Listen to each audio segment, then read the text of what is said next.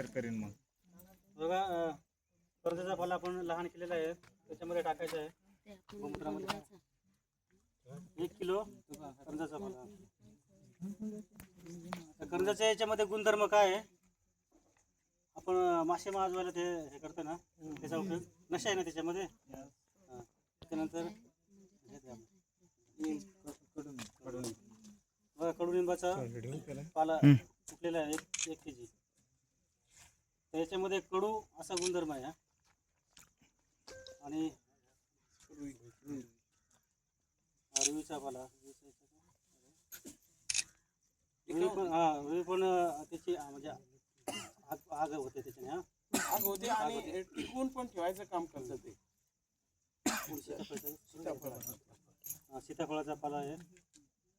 सीताफळाचा पाला हा तुरट असतो, तुरट गुणधर्म त्याच्यामध्ये. थोडासा तुळशीचा टाकायचा आहे. तुळशीचा तिखट राहतो.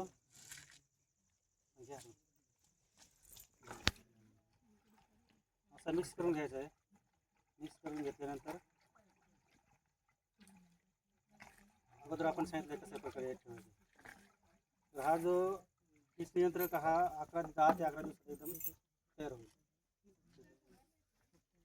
10-11 दिवस तयार होईल. नंतर त्याच्यामधून असे बुडबुड्या निघतील. म्हणजे सांगायला गेला ना तर त्याला बार येईल. मोहाचा बार कसा असतो तुम्हाला बाकीच्या जर असेल कल्पना तर असेल तसा बार येईल.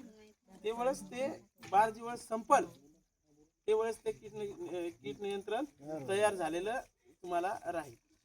आणि एक ज्यावेळेस आपण 10-11 दिवसांनी सोडायला जाऊ, नाकाला हा रुमाल वगैरे बांधायचा, त्याची डायरेक्ट वाफ लागू शकते. सोडल्यानंतर वाफ आपल्या नाकामध्ये जाईल आणि ते थोडंसं एकदमच नाकात वाफ गेल्यावर थोडं शरीराला अपायकारक राहील. अशा पद्धतीनं प्रत्येक विद्यालय गावामध्ये आपण स्वतः कीड नियंत्रक त्या गोमूत्र लागेल.